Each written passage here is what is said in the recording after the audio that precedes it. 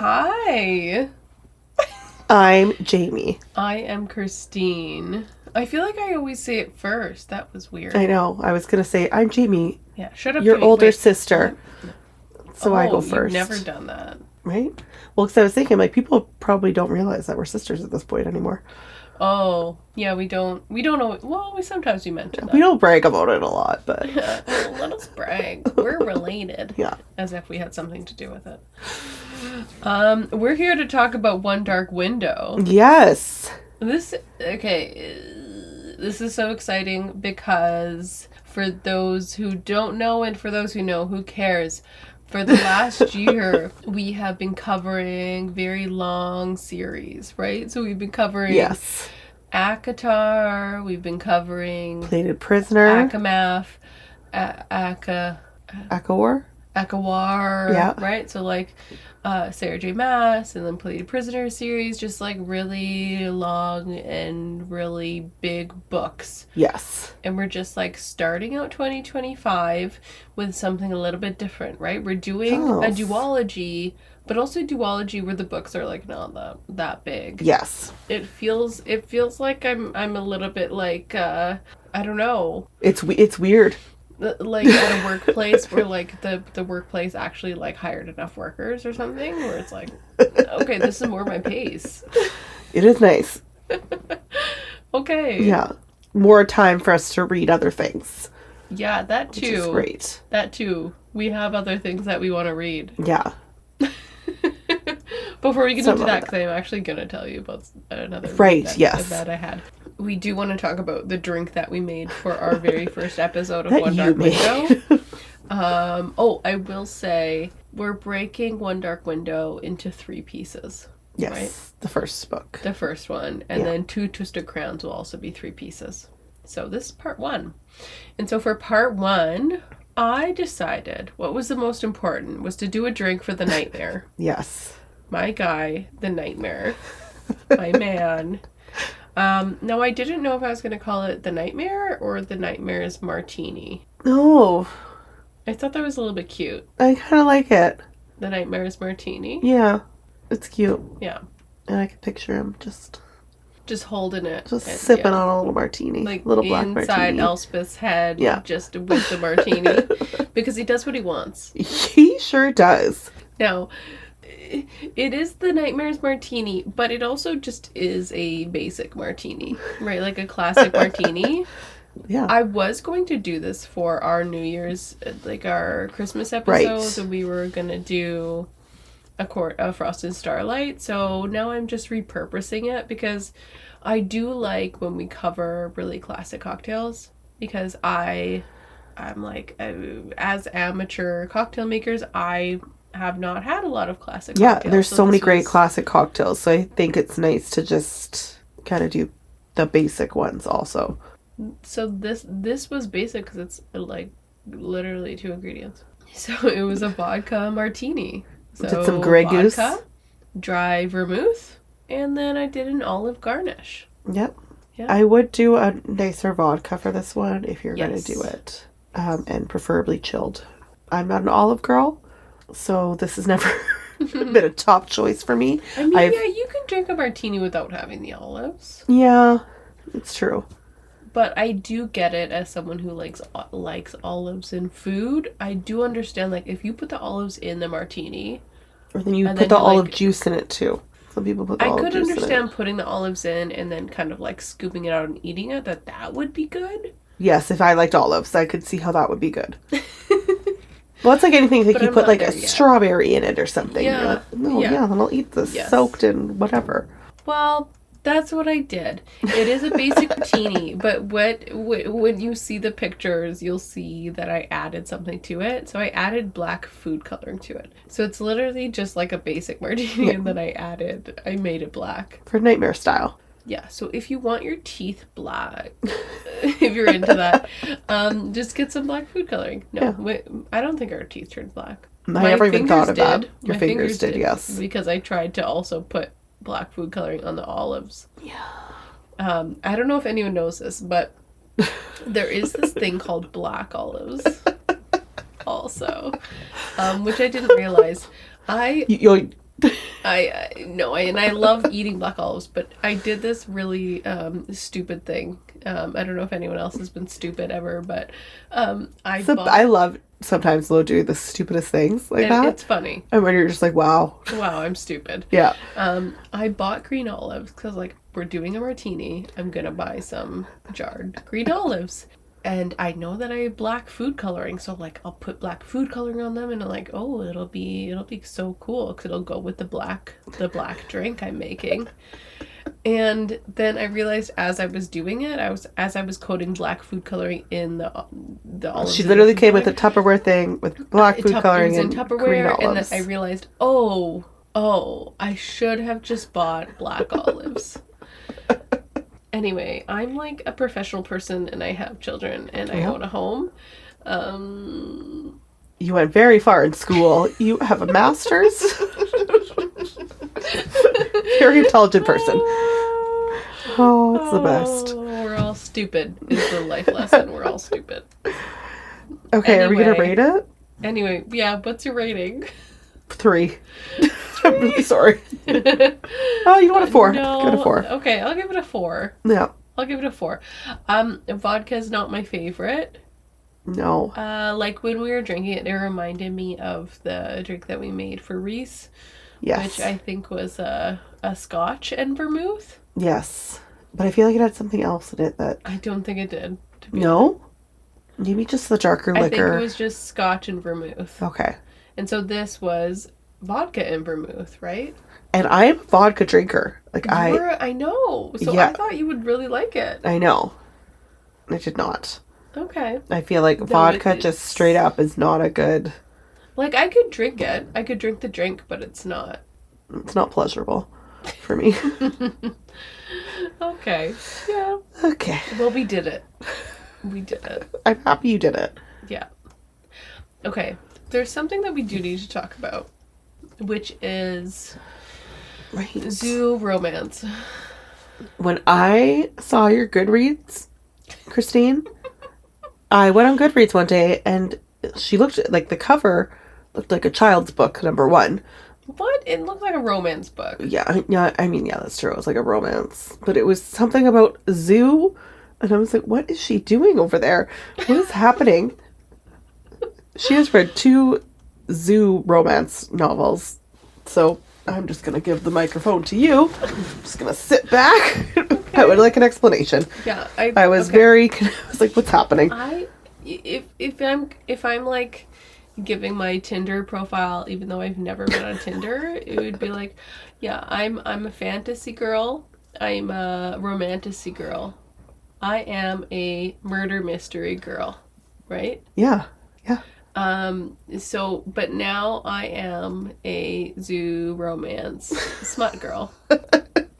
I have changed genres. And that is what I'm into. And that is what I'm only into. I will take nothing else. How actually threw my Onyx Storm in the garbage. I burned it. Screw the dragons. It's all about the zoo. I only read romances about zookeepers. How did you come across this? What made you pick this up? I saw it on TikTok. Like someone who was like, you know what? I'll do a post about my zoo romance, and I'll tag the person that recommended it, because it's like another person who is on Instagram and Book Talk who's just like talking, like recommending, like, hey, like read this smut. And I was like, okay. So the smut was good? But the thing was, like, I went into it going like, oh, this is gonna be smut, but it was a lot less smutty than I thought. Oh, okay. It was like just enough. Yeah. It was like a really good amount. And it was also romance. Okay. And it was also a little bit insta love. But like it was just like it was an easy read and like so lighthearted in a sense that I needed it between the reads that I had been having. That's fair. I was like, I need some like easy makes my heart warm. Yeah. Yeah. Makes me a little horn. Well, yesterday, the book I was reading, she was penetrated in the butt by shadows. So. I was like, oh. Okay. No, they didn't. They didn't do that? That didn't happen at the zoo? They did not. They did not. Oh. Yeah, I do really want to read Onyx Storm though, but I'm like at 62% or something on the zoo books. I'm like, should I finish that before I? Oh. But I also don't want to start Onyx Storm unless I'm gonna finish it this weekend. I need to finish it in one weekend because I can't do it. Yes, we were talking about that, like just like struggling. Right. By the time Monday comes, I'm gonna have a really busy week, and I cannot be obsessed with Onyx Storm if I have to work. Yeah, no. I will lose sleep. Well, I got it in the mail like the day it came out. Oh, which did was you? Amazing. But I was so sick where I was like, my head's foggy, you know, because I'm on medicine and just like the head cold. Yeah. And I was like, I can't start reading this. I was like, I'm going to forget stuff.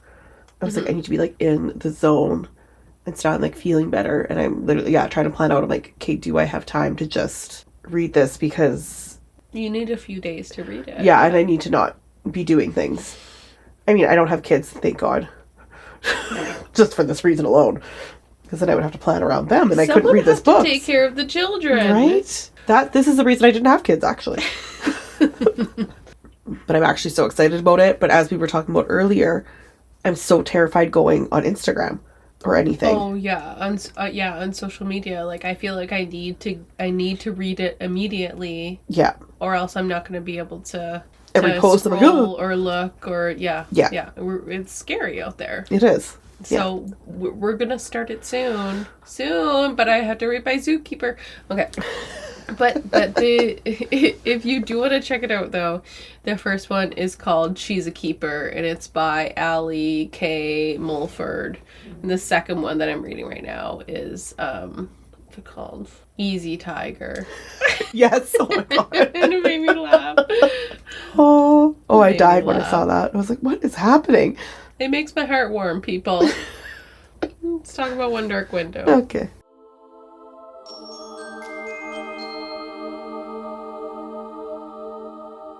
Elspeth needs a monster. The monster might be her.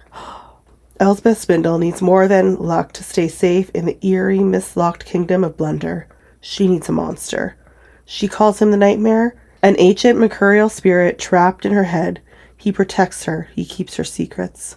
But nothing comes for free, especially magic. When Elspeth meets the mysterious highwayman on the forest road, her life takes a drastic turn. Thrust into a world of shadow and deception, she joins a dangerous quest to cure Blunder from the dark magic infecting it. And the highwayman, he just so happens to be the king's nephew, captain of the most dangerous men in Blunder, and guilty of high treason.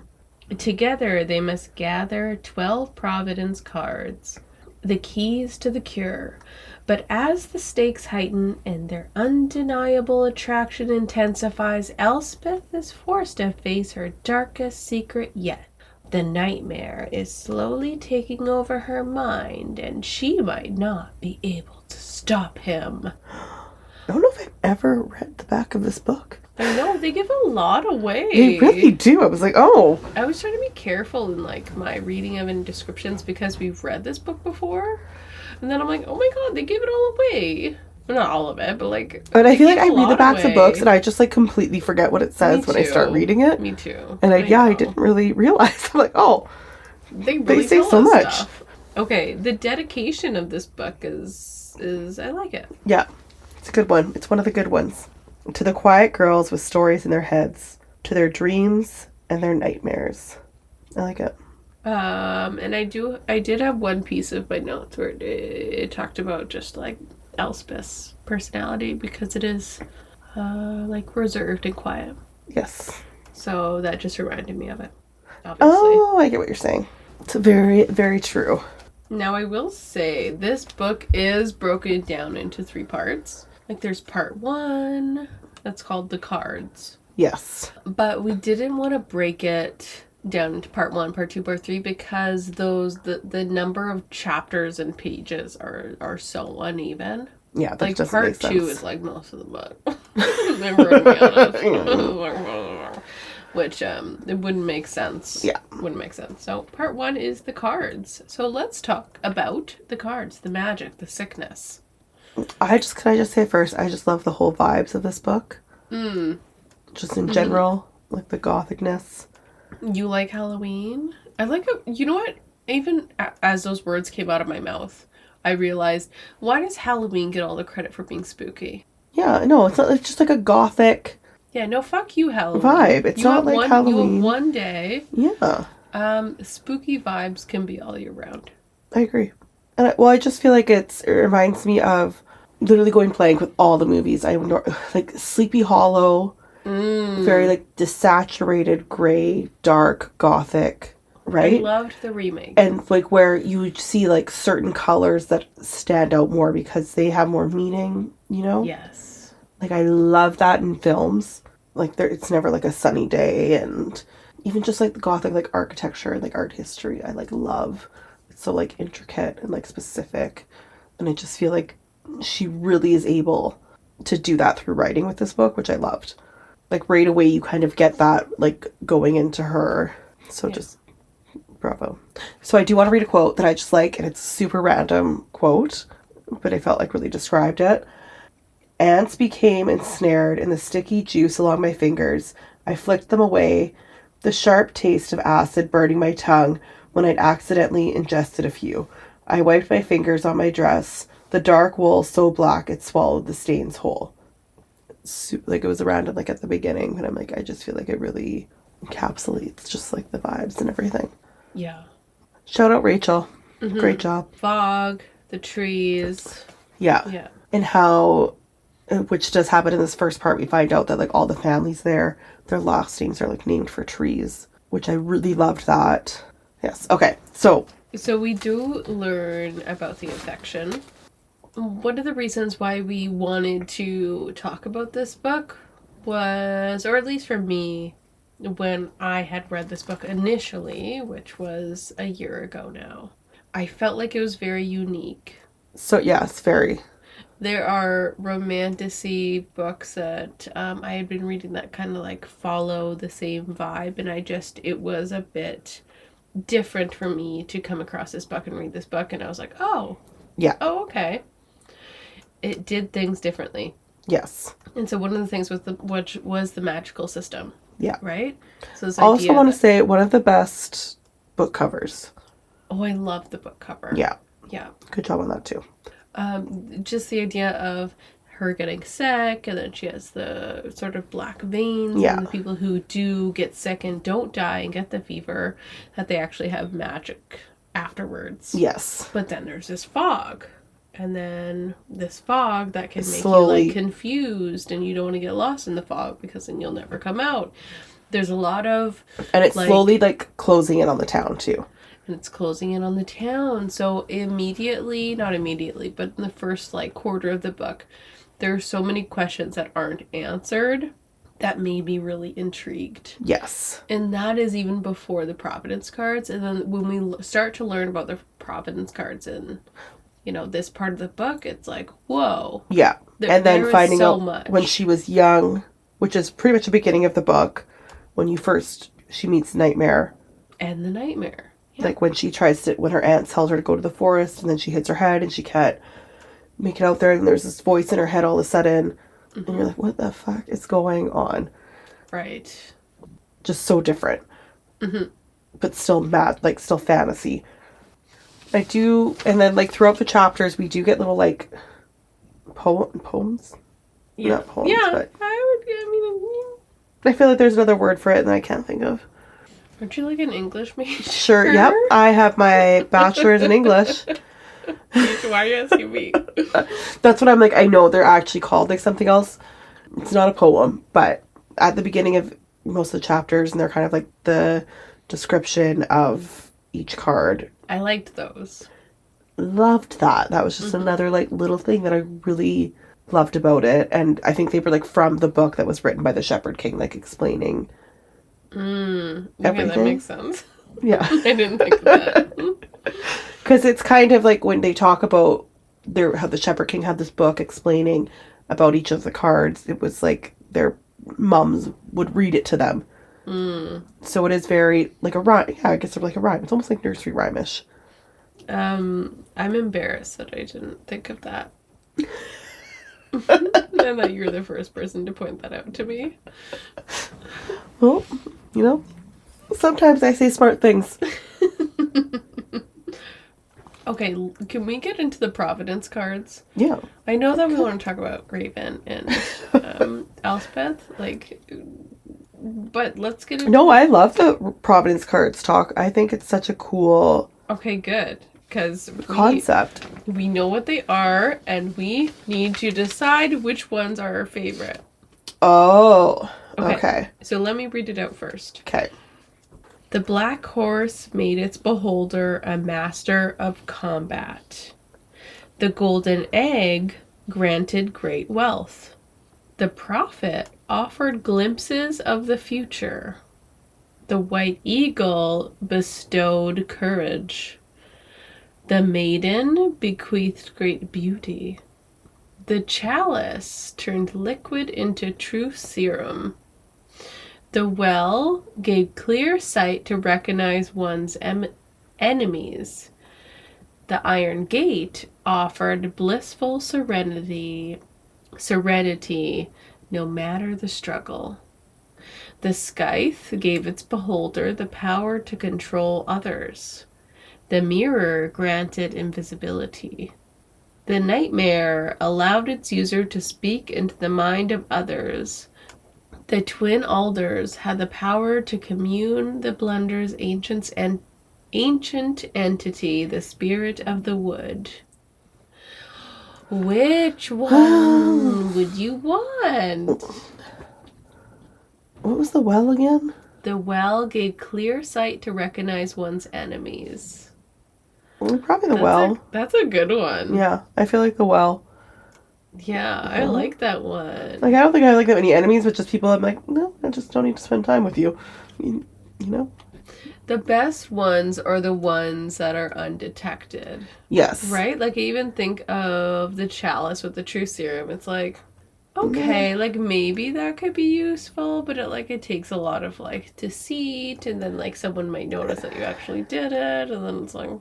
Yeah. No, I like the well or the invisibility one. Yeah, I think that maybe would have been the one that I picked, was the mirror granting invisibility, or I really like the nightmare one where you get to speak into the mind of others. But like, when would I use that? I don't know, Jamie. Are you going on any adventures? I mean, like, it would be funny if you were like in school, like, talking to your friends. I just feel like the well would just benefit in so many more ways. Okay, fine. So I'm gonna pick the well. Now, I have a follow-up question for you. Okay. Which one would you choose when doing the Rowan U family testing your loyalty thing? Oh, right. So the ones that they offered to Elspeth, testing her loyalty, was to give her the chalice, which was truth serum. Yeah. To give her the scythe, so being controlled by another, which is the one that she picked. Yeah. Or the nightmare, so someone entering your mind and viewing your mind to see if you're truthful. Which I feel like that's kind of like the same as like the truth one, no? I feel like I would pick the chalice. Well, the truth one, they have to ask you the specific questions. You're not just like... Yeah, I feel like I would pick that one. The truth serum? Yeah. Yeah, I guess it depends what you have to hide. Or who's asking it. Yeah. It totally depends on the situation. Yeah. And I feel like really like the one where they can tell you what to do, Scythe, they can also use that, like, which they kind of did with her.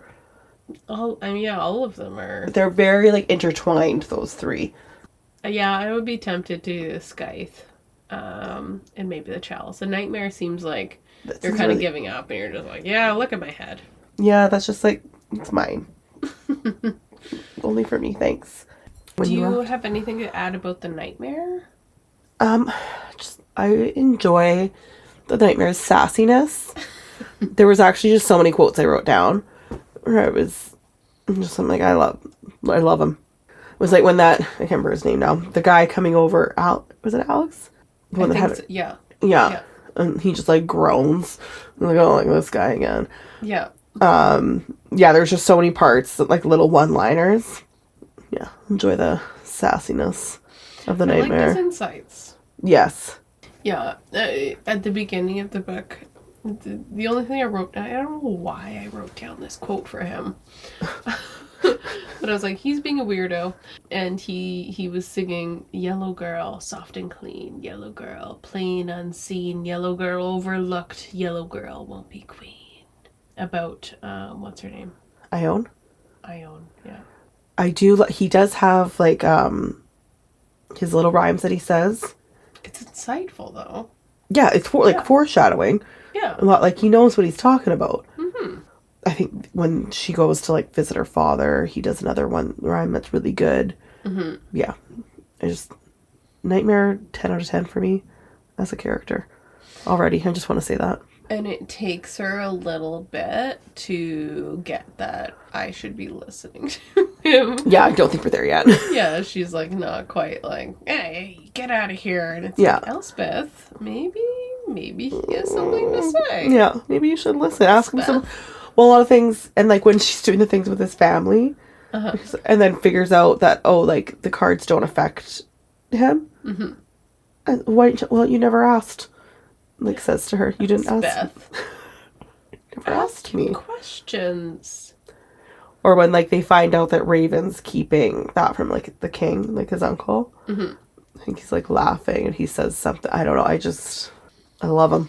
He has more information, and we grasp that as readers, right? We're like, okay, the Nightmare knows some stuff. Yeah. Pay attention to his little songs, because they mean something. Yeah, I know he's singing a tune. He seems kooky, but listen to the songs. Exactly. Yes. And then we're like, Elspeth. That's the frustration reading this in the first book, right? Girl. Well, even like I do have, which kind of like goes with like her family stuff when she runs away from dinner. Mm-hmm. And so, but then like the Nightmare goes, because running dear one is exactly what she wants from you. Yeah. Which is super obvious when you're reading that part. You're like, I'm like, no, don't fucking run. Yeah. You stay. But like, you're also, I get it. You know, he says, like, listen to the Nightmare. Yes. He knows. Yes. Yeah. Very insightful. So are we just Team Nightmare? Is that what we're saying? Yeah. Gonna do a lot of wrong, but okay, we do get a lot of insight to Elspeth's family here, which I think are important to this story. Yes. Not I think, I know. Sorry, go ahead. Dark Cinderella vibes I also get. I just want to say, like, you know?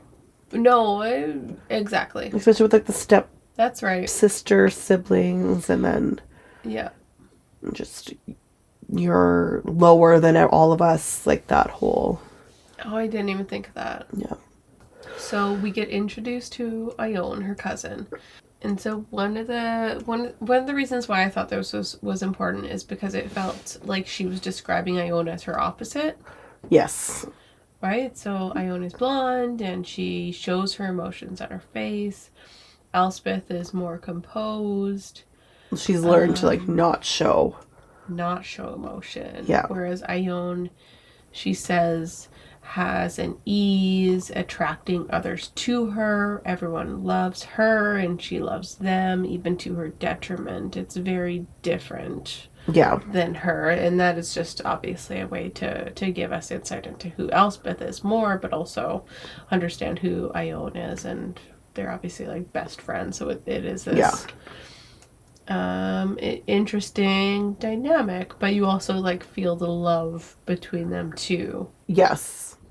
Yeah, it's not a bad relationship, I should say. I also think just that type of reference, I think it's like a really relatable thing for like a lot of people to kind of have like almost like a person. You're this, I'm that. You're this, I'm that. Yeah, where they're opposite of everything you are, so you're kind of like, oh, I wish I was more that way, that way, that way. Where a lot of the times the other person. If this was Ione's book, she would be like, Elspeth is this, I'm that. Right? Yeah. So that, like, the contrast between the two of them. This is simply Elspeth's view. Yeah. I think just almost like the visual of the two of them.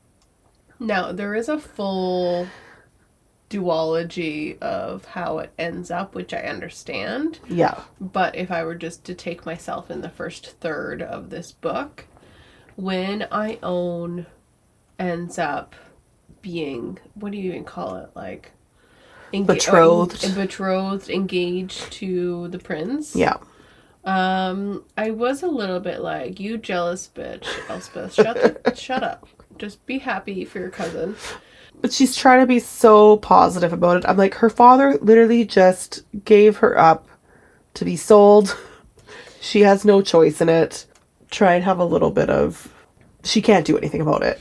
But then I also get it, because, like, from her description, it's like she sees Ione, right, for who she is, which is also, like, she's going to love people to her detriment, which means she's going to do... If her dad says, this is important, and this is what I want, and this is going to make me happy, she's going to do it, right? And she's going to make the best of it. Yeah. And she's going to love her prince, even if she shouldn't love him. Like, and Elspeth sees through that as her genuine friend. So it's, I get it. She's trying to protect her. Yeah. And wants the best for her. Yeah. But it's also, you need to be a friend at the same time. Ugh. Oh my god. I'm so an Elspeth. She's so un-Elspeth? I am an Elspeth. You were an Ione. I know. When she was saying something, like, I think he might not be that bad, even though I know he is, but it's fine. He's fine. He'll be fine. Yeah. And I'm like shaking you. Okay, let's talk about going a little bit more about going to Elspeth's dad's house. What I want to say here. Oh, the thing that I want to mention was that it had been a year. Yeah, she goes there on her name day, which I'm assuming is like her birthday. They just, her and Ione, Elspeth and Ione, trotted over to Elspeth's dad's house. Why has it been a year? Yeah, she goes there every year for she says her name day, which I assume is birthday. Right. Yeah, like why is it Yeah. You're retired, my guy. Yeah. You're not a destroyer anymore.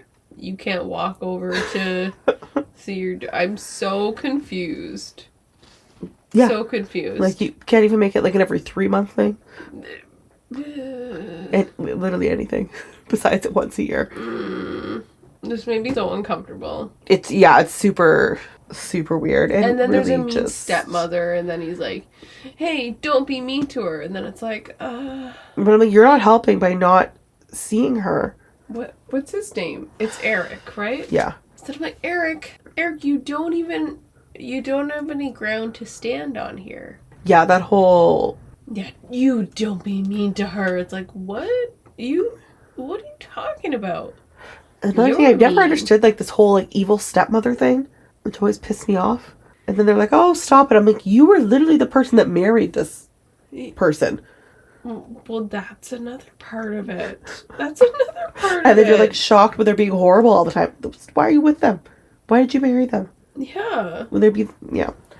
I do like... It's one part. I think it's actually when they're, like, at the equinox. I feel like it's just a great description of Miriam in general. But she just goes, Miriam looked at me the same way she looked at her dog when it pissed on the carpet. It's just a great... Like, that sums her up really, like, well, how you can picture her the entire time. Yeah. That's how she's looking. And that's how she's addressing her constantly. We don't get bad... This is, like, bad people. Not evil people. Yeah. Just bad people. Yep. And so I'm happy that Elspeth has Ione and her auntie. Because these people need help. Like, yeah. My God. Just shout out to her aunt. Yes. I had like a bunch of quotes for her. But then it's like, why are you... I feel like she's out there doing what she can, giving her as much love as she can. Because anytime she like runs into her, like I think more like at the equinox thing, obviously like running into her, but she immediately always like just embraces her and has like positive affirmations. And just like, she just seems very wonderful. I'm like, thank God you're around. Or I feel like there wouldn't be much love in this story. Yeah, I just shout out to the aunt. I mean, we could have like a big conversation about the patriarchy and why women stay with awful men. But I do like in these books that we also get really great examples. Yes. Just in this first part, it's like uncomfortable. Well, like how awful her uncle dynamics. is. One of the things I wrote down too was I didn't realize how early we saw his evilness. Yeah, like how much you suck. Yeah. And it's just so weird because I'm like, your children seem great, your wife seems great. And but she does like reference, she's like, I didn't realize who I was living. Like she obviously was viewing him differently her entire life. And then realizing like, oh, I don't know you at all. Like once they're at like. I thought you were talking about the aunt. Oh, no, Elsbeth, when everything starts kind of happening like at equinox and she's like, I didn't realize, like who I was living with. Let's talk about Ravyn. Number one, what a great name. Ravyn. Like that's just such a great name. I love it. Oh, is this your first line? Because is that Adrian Brody? Jeff Goldblum?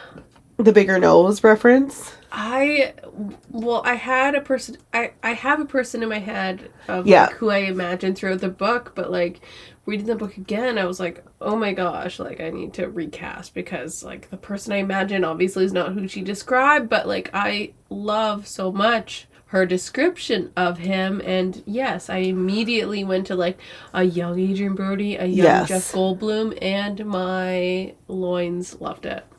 No, I agree, because that is very much those two. I feel like is more his look. That's not who I'm picturing. Hot bird guy. Yeah. Okay. But also not who I'm picturing when I'm personally reading it. But casting, those would be so great. And I wouldn't be upset about it. I love that is a description that we don't usually get. Like I feel like in a lot of books, especially because we read romantasy, it is like this classically beautiful, the most beautiful man I've ever seen. So to be like, oh, there's this hot man that like who has a big nose and is like this like reference is like a bird or I forget how she says it. Yeah, it's never like they're not a distinct feature that's like standing out besides like eyes, like which doesn't count. Yeah. So to like have that description and that to be like a hot description is different and I like it. Yeah. He's super messy. Like that. Yeah, good for you. The reason I pointed that out because it was like there's books everywhere. Oh. And so I was like, oh, why am I attracted? Oh, he has books. Oh. Who cares how messy you are? You have books. Who cares? So yeah, I love his messiness, that he reads books. Oh, and you do have a smell. It does not bother me at all that he's messy, so I agree with Elspeth. It's like, whatever. Oh, yeah. The smell thing, I had also written that down because it's mentioned quite a bit. Cloves and cedar. I love it. I'm like, why does everyone always have a smell in these books? I know. But it's almost like you need to put that because it like helps you understand them more for some reason. No, I agree. Right? Yeah. And I'm always like, what if I meet the person I'm going to marry and I don't smell right? Like, right. And even reading the romance books that I just had, it's like, oh, she's like vanilla and something. I was like, I don't even want to know what my smell like. I don't know. Right? Like but I'm like, I want to be like a smell. There's like, like my mind's awful right now. Or something I've seen that where it's like when you start dating someone to continuously wear like the same thing or same like moisturizer because it makes them like remind you. I can't remember what I saw on TikTok or something. That sounds like the worst advice in the world. Well, it just sounds like a lot of effort. Who is this? That sounds manipulative. Yeah. Oh, 100%. But then I was always like, oh my God. Why do you need to remind them? What? So like the smell reminds them of you. No, I get it. It sounds stupid though. Yeah. But I was like, oh, what smell am I? I'm like, what would I be? B.O. Right? I'm like, this wine and smell. Wine and B.O. Yeah. You're welcome. And wet dog. Okay. Anyways, very off topic. They're like, well, obviously they have like a lot of first meetings. I love it. She's like this like old school superhero though, kind of as well. Like with the highwayman part, where all of a sudden she's like, she can ask him for help, and then she's like, I can kick your ass. Right? Love that. But after their second meeting, when he brings her down into, I don't know, the tunnels or whatever. Yeah, to that room. Yeah. And the dogs don't like her, and how animals don't like her. Mm-hmm. Like his dogs don't like her. Like I was like, that sucks. Because it's because of the nightmare. I know, but it's just really upsetting. Like, that would be really hard. Oh. And then with her aunt's horse. Yeah, it's kind of sad. Just want to bring that up. Okay. When is the aunt's horse? It talks about going up to her aunt in the garden. I think there's her aunt's horse, maybe. Oh. Or there's one part with a horse. I don't know. Okay. Their relationship. There was one part for me where it was very, like, of the age. You know, like they're 20 or whatever. Yeah. Where my title is like, he can't possibly like me. And maybe this whole spiel I'm going to give is just a more judgment of myself. Because, like, there was a few times, and I only have, like, I have one example, but, like, this happened a few times where she's like, oh, I wonder what he's looking away. What is that? Oh, there's a flush that goes up his neck. Yeah, she's like, I could swear there was, like, an invisible smirk. That? I have, like, invisible smirks and small smiles, and I'm like... Right, and I'm like, eye roll. Yeah. But I love it also. I do think that if we're to think of in our modern the real world, or at least my experiences, like more often than not, women are more observant of like body language. Yeah. And absolutely. I at least, let's just put this on me. I would have been like, oh, he likes me. Yeah. He definitely likes me. Whereas Elspeth is like, oh, what is that?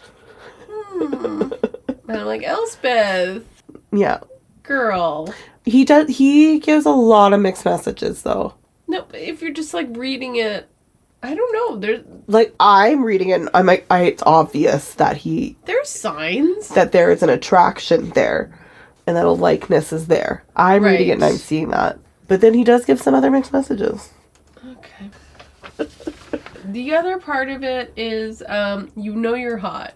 Stop it with this nonsense that you don't know you're hot. Ooh. Elspeth. Oh. And just hot people in general. His parents said that she was hot. He says she's beautiful. Yes. Oh, yeah. And his parents. Oh. She's striking. Or whatever. Yeah. It's just like, if you are that like, you know what I'm talking about. Like, when you are that person that's like... Yes. People are like, oh... Right? Like, someone's parents said, like, that means you are a different category of beautiful. Yes, where you hear it that much. You know. But, yeah. You know. So that was my... I don't even want to say it's an issue, because it's not an issue. This is just my commentary in my head as I'm reading the book. Right? It's like, I am not trying to change the book. I'm not mad at it. Yeah, just... This is just me speaking in my head to Elspeth. Like, Elspeth, stop it. Elspeth, you're hot. Stop it. Hey, but some people have their... I know... Push up those boobs. I know people where I'm like, they have literally like modeled.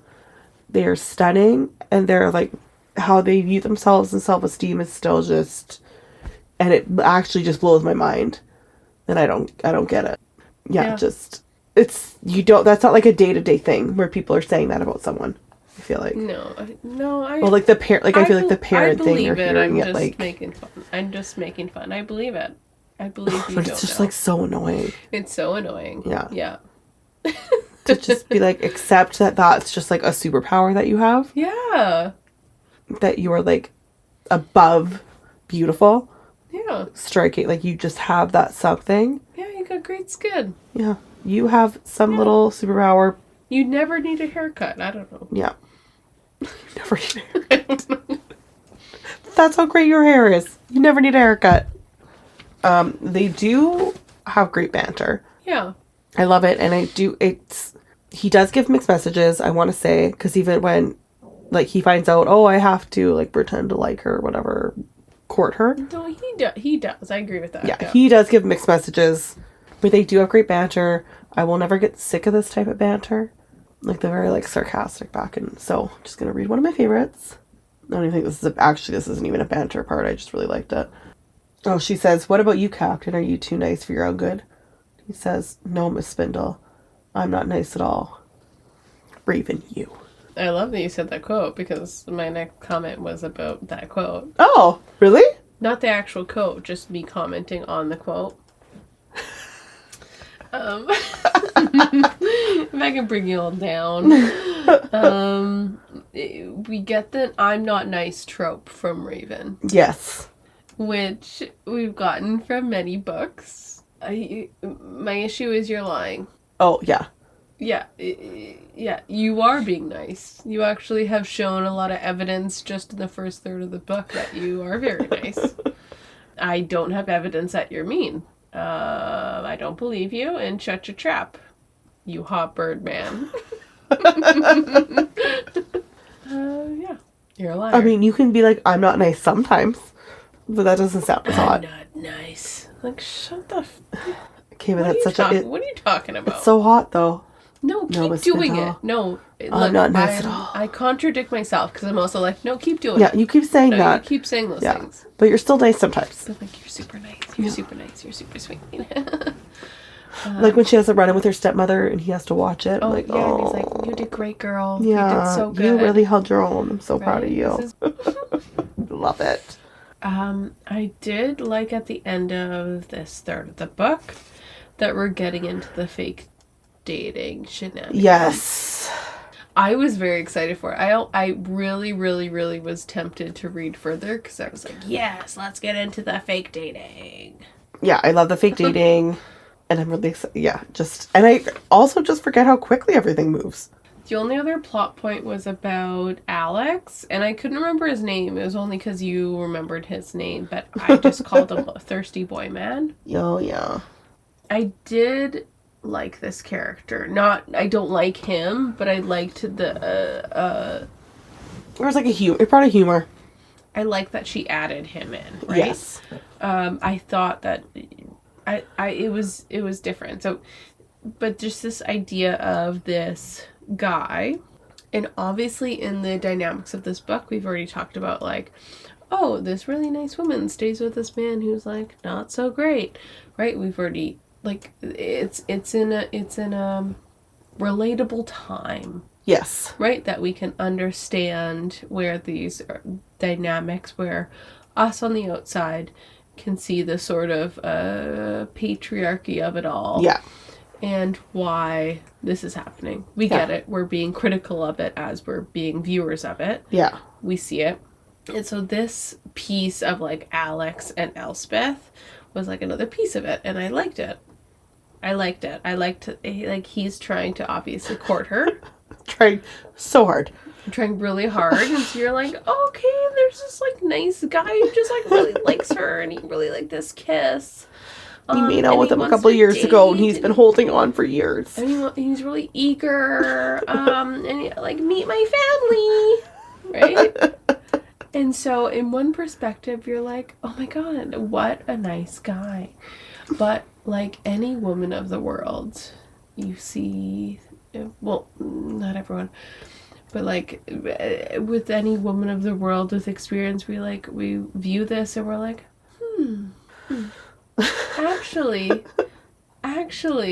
this man, is he actually an entitled man-child who wants a sex toy mommy and not a human partner?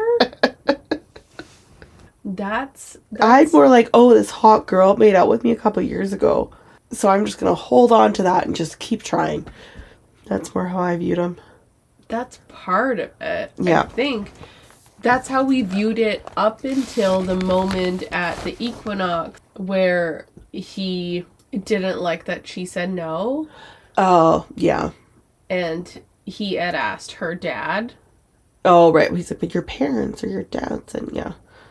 And he got crazy eyes, right? So that was why I got to that point where I was like, oh, you, even though she said no to you multiple times and given you the body language and the words to it, and maybe not a thorough explanation, but a thorough enough explanation, you still are trying to surpass her wants by going, but your dad said yes. Yeah. This is what I want. And I mean, so it's like, what are you actually looking for? Are you actually looking for this really pretty woman to stand by your side, or are you actually looking for like someone who likes you and to be like a partner? You obviously are not looking for that, right? So it's like, oh, are you a nice guy? Yeah, very good point. And he did like try and write to her over the years, and she never responded. So just exactly. So it's like, it's about you, it's not about her, and whatever she thinks doesn't really matter. So it's like, you're actually not looking for a marriage. I did love when Ravyn came up to interrupt that. Yeah. Just shout out to Ravyn again. Right? Because Ravyn's just not nice. He's just a mean guy. Yeah, no. He would never do something. To really check our definitions of nice and mean, especially in this book, right? Oh, okay. Anyway.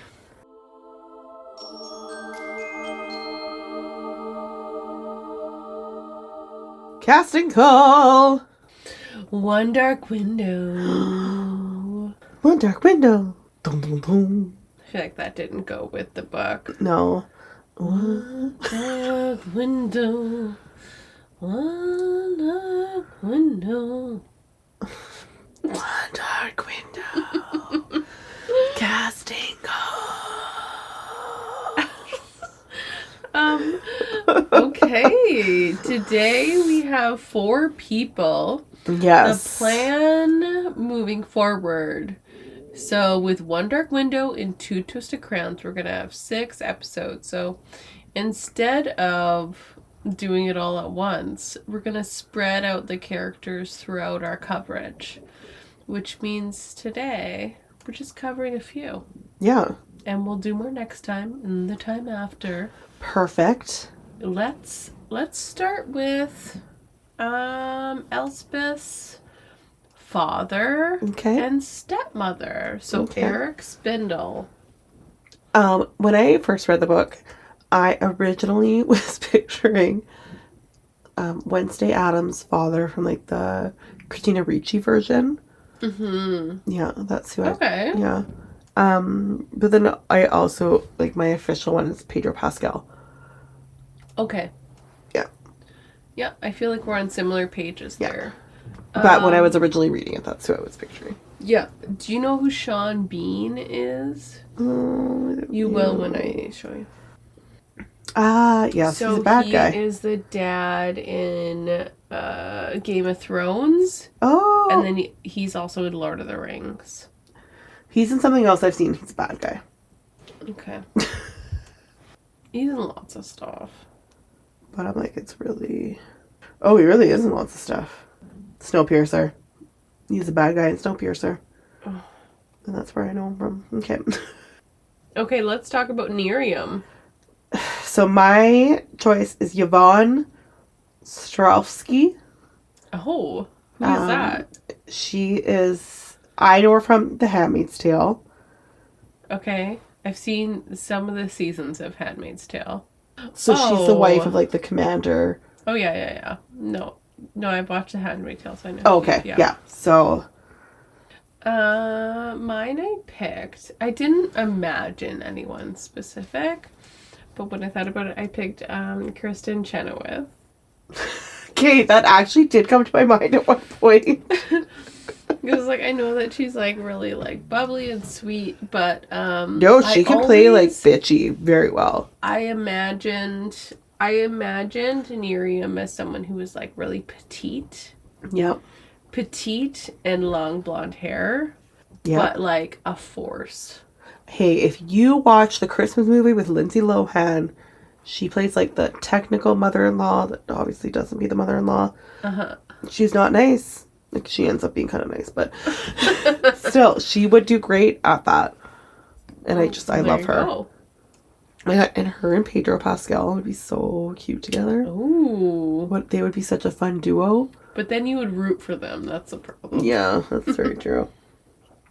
Let's do Elspeth. So, for reference, as we talked about in Akatar, when I'm reading this book, I literally picture, like, a different version of myself and Henry Cavill in these roles. So is Elspeth you? And Ravyn is me and Henry Cavill. Yeah. I did also cast people. So I cast 2 of them. And I'm actually pretty, like, proud of these ones. So, first one is Monica Barbero. She is in the movie with Timothy Chalamet right now. She's Timothée Chalamet. Oh, hi. Like, that's the kind of, like, look. No, that's the right look. And then the other, because she's Isabel Rossellini's daughter. She's my other favorite for this one. And she's, like, too hot. I mean, her mother is a model. Deva Cassel. So those were the two that I picked, besides myself. Besides casting myself in the role. Okay, mine is Mackenzie Foy. Now, I was upset with this one this week because I did see people on the socials saying that she might be like a potential Violet Sorrengill casting. Oh. And so I was like, okay, but guys, when I read One Dark Window last year... Oh, this is who you were picturing? This is who I was picturing. And so I was like, you guys, but I've had this in my head. Why hasn't everyone in the world understood this? Okay, who is it? She was the Twilight baby. She was also in a Nutcracker spinoff. She was one of the kids in Interstellar. Oh. Like, she's like a child actor, but she's obviously now in her 20s. Yes. Yeah, she is who I imagined for Elspeth. She's still like a baby. She's in her 20s. I know. I like her better for this. I don't like her for Violet. No, she's not my Violet, but yeah. But I saw that somewhere, or I didn't linger too long because I'm too scared of social media right now. But I did see that. Yeah. Okay. The Nightmare, the most important casting of this whole duology. So what we didn't touch on was that she does have a dream. Oh. We didn't touch on that where she has the dream. I forgot about that. Yeah. Yeah. And then he obviously gets upset. A little cagey. Yeah, because like, oh, you're sneaking around, because that's never happened where she was able to, because she's like, he'll go away for so long, where she was kind of able to like. It's almost like she entered his world, right? Yeah. And she was wandering in. Yeah, and it threw him off. So I have 2 castings. Okay. The one part of the nightmare is, you know, when Farah looks in the Ouroboros and she sees her, like, creature self? That's who I kind of picture the nightmare as. A beast? A weird, like, because it's, like, the clicking and clawing, so I kind of, like, see that. Yeah. Like, in her mind. But then I'm, like, also, like, there's a person's voice. Of course. So I'm picturing a man at the same time. Well, yeah. Like, someone has to do that creature. Yeah, so that man, it's going to be shocking. Okay. Alexander Skarsgård. Oh my god. He has the voice. He puts me to sleep. But he can also be like super creepy. You better put Alexander Skarsgård in every single episode for the rest of the year. You better find a place for him. I feel like I could. He's so good. Give him a wig and he'll do anyone. Yeah. He's going to be the new Violet. He's going to be the Violet Sorrengill. He will be my Violet Sorrengill. He'll be Violet, he'll be Xaden. Yeah. He'll be Taryn. Mm-hmm. He'll be everybody. Don't worry, guys. Oh my god. Okay. I will say my instinct was Steve Buscemi. Actually? Yes. Oh my god. I was like, he could do it. What? You don't think so? No, he doesn't have the voice. That was why I took a turn. That was why I was like, Christine. What do you think? Like, you just envision Steve Buscemi like sitting in her head? If I could just have him as like my housekeeper, my nanny, and just have him like around in my life, I would. That's how much I love him. Oh no! But he has to do his chores. What's the rule? Okay, but in reality, Okay, let me pull up this picture so you're not confused. So, Hugo Weaving. Oh! He is the bad guy in the original Matrix. And yes. But he is also Lord of the Rings. He's like the main elf guy. No, totally Matrix. I got right away. Oh, that's a good one. He has a really good voice. Really good voice. So that was part of it. Like, if someone is gonna do the nightmare, like, you need to have a really like. Yeah. Okay, MVP. Oh shit! Right, the nightmare. Okay, yeah, that's a good choice. Yeah, just listen to him. I feel like we shouted out like. He's smart. Yeah, he's telling you things if you actually really listen. He was my number one, and then I also did have her aunt. Okay, good. That was my second choice. Yeah. So it was like made such a thing, like, oh, did they like get money to take her in? Her uncle and her, it's like. He did. He did, but her aunt, who was her mom's sister, was, no, like, we're taking, like, she wasn't like that for her. She's actually trying to protect her. Doing what an aunt and family should do. Like, she's not worried about the money. Like, actually just really loves her and wants the best for her. And that's known. It's not like a secret. Yes. She's just very, like, concerned about her all the time. And, like, when she sees her, she is that, like, comforting motherly figure to her. And I did have a good quote with her, like, hug thing or something. But, yeah, I just... Yeah, be a bright light in this bullshit environment. Yeah. Where I thought it's kind of what it was. Like, every time she popped up when stuff was going on, she was this kind of like bright, comforting source for her. Yes.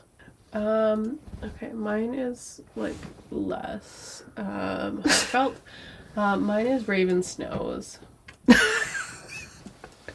I like it. Yeah. Yeah. Yeah. And I just obviously talked about, like, I just like that it was a different hotness. Well, it's nice for, like, to point to, like, a certain feature. It's like, you're hot. Like, and I feel like that's, even we've talked about, like, the different body types, different, like, when authors are specific about that, it's just so nice to read.